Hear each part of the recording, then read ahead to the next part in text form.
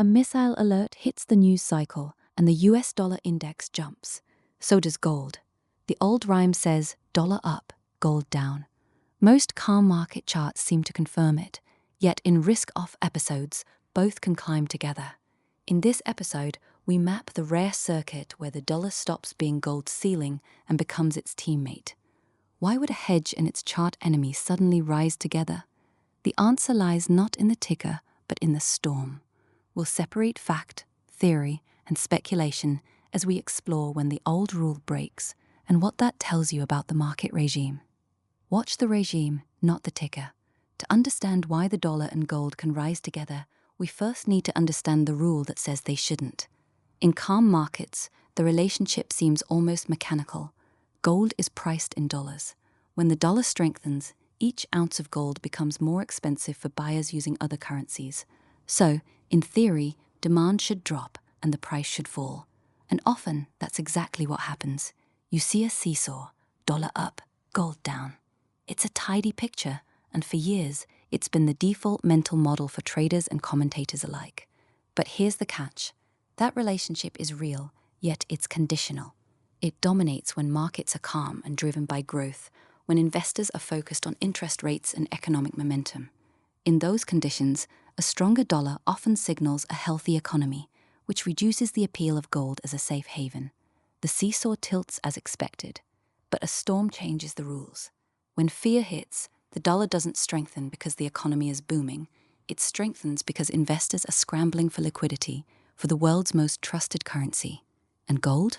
Gold is bought for a different kind of fear, the fear of uncertainty, of policy mistakes, of things that can't be predicted. So the question becomes, if the dollar's rise is a sign of fear, not strength, does the old seesaw still hold, or does it start to wobble? Then the storm hits, and the first thing that breaks is the neat little seesaw. When fear spreads through global markets, investors don't just hide under a mattress. They move into the most liquid assets they can find, and for decades, that has often meant US dollars. This is not necessarily a vote of confidence in the American economy. It is a sudden demand for safety, for something that can be sold quickly, transferred across borders, and accepted anywhere. Central banks, global funds, companies, they all need dollars to settle debts and keep their operations alive when normal channels seize up. Economists sometimes call this a dollar liquidity shock. It is a stampede, not a survey. Now here's the twist. In a normal market, a stronger dollar makes gold more expensive for international buyers, and that tends to push gold prices down. Because the dollar is not rising because the economy is doing well. It is rising because people are terrified. And terror does not only lift the dollar. Gold is also a fear asset, but not the same kind of fear. When investors buy dollars, they want liquidity, the ability to move fast and meet obligations. When they buy gold, they often want something that exists outside any government's promises, a last resort hedge against a breakdown in trust. Different fears, same direction. So a strange thing happens.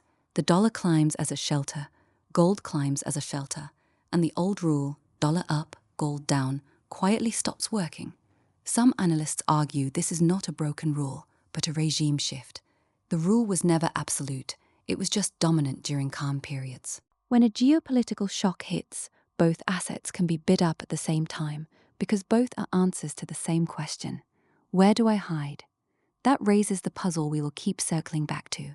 If the dollar is the world's most trusted liquid asset, why would anyone also rush into a metal that pays no yield?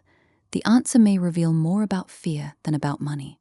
Once the dollar becomes the world's emergency exit, the old rule starts to crack. But why should gold rise alongside it? After all, gold is priced in dollars. A stronger dollar should make it more expensive for buyers in Europe, Asia, and everywhere else. Yet during some risk-off episodes, both assets climb together. The key, many analysts suggest, is that they are not responding to the same fear. Dollar demand is a liquidity grab.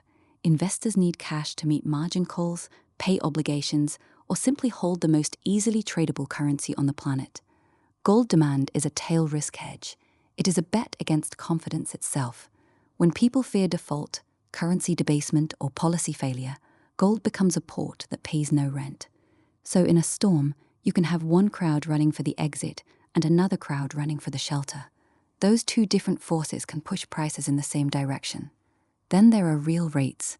Gold pays no yield, so when returns on government bonds fall or inflation expectations climb, the metal's opportunity cost shrinks. Some researchers argue that the real driver of gold is not the dollar index at all, but the real yield, that the dollar often hides this.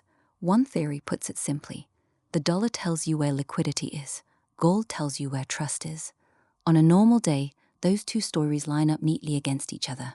In a crisis, they can point the same way. That is not a broken law, it is a different regime.